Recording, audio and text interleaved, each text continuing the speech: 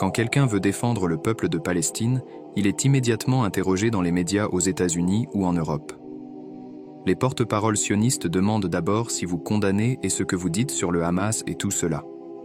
Le secrétaire général des Nations Unies, si vous le savez, a dit que cela ne venait pas de nulle part et Israël a immédiatement dit qu'il devrait démissionner ou qu'il devrait être licencié. Ils ont tout de suite réagi parce que comment pouvaient-ils dire une telle chose? Nous avons 76 ans d'occupation. C'est plus de 76 ans. 76 ans de l'État d'Israël, mais le sionisme a commencé bien avant. Les rabbins juifs, nos communautés dirigées par nos autorités, les rabbins juifs ont depuis le début déclaré que ce groupe appelé sionisme qui est venu en Terre Sainte est une bande de voleurs, une entité criminelle, et il ne représente pas le judaïsme. Ils utilisent cela comme façade pour couvrir ce qu'ils veulent, occuper et ils cherchent à dominer la terre. Ils utilisent la religion du judaïsme, mais c'est criminel. Ils vivent à Gaza, ce qu'ils appellent la plus grande prison à ciel ouvert. Une action entraîne une réaction. Je cite le rabbin Beck qui disait toujours que lorsque les gens sont opprimés, qu'attendez-vous qu'il se passe? Ils vont exploser, ils vont faire quelque chose. C'est ce qui se passe, mort et mort encore. Des gens ont été assassinés, des gens ont été tués.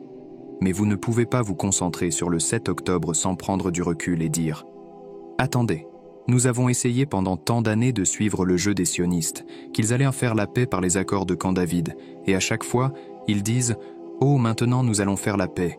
Maintenant ce sera la meilleure solution pour tout le monde. Et qu'est-ce que vous voyez ?» Cela a culminé avec des milliers de personnes tuées, peut-être aussi par les sionistes, au moins quelques-unes, certainement. Et ils disent que c'est terrible, donc si c'est terrible et que vous avez eu 76 ans pour trouver une solution avec le monde entier qui travaillait avec vous, et que cela ne fonctionne pas, peut-être devrions-nous repenser ce qui se passe ici. Pourquoi les gens meurent-ils? Pourquoi tous ces gens meurent-ils? Les Palestiniens que vous tuez, les Juifs qu'ils oppriment et les soldats israéliens qui sont morts depuis 76 ans. Regardez leurs cimetières. Pourquoi sont-ils morts? Ils sont morts à cause de l'occupation. Si c'est le cas, la solution n'est pas Netanyahou, ce criminel, ce chef de la mafia, ce chef des criminels, qui va dire maintenant « je vais écraser les gens ». C'est une insulte à l'intelligence du monde, une insulte à l'humanité, de dire qu'ils lui permettent de faire cela, et qu'ils adhèrent à cela en disant qu'ils vont continuer avec cette solution vicieuse, qu'ils vont écraser plus de gens.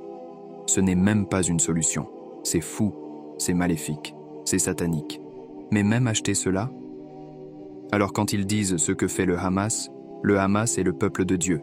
Ils sont opprimés, les gens meurent et ils veulent en sortir. Nous devons prendre du recul et dire que ce n'est pas le 7 octobre, c'est 48, c'est mai 48. C'est un crime, une catastrophe qui doit avoir une solution immédiate. La solution est la suppression de l'obstacle à la paix qui est la ratification de l'État d'Israël.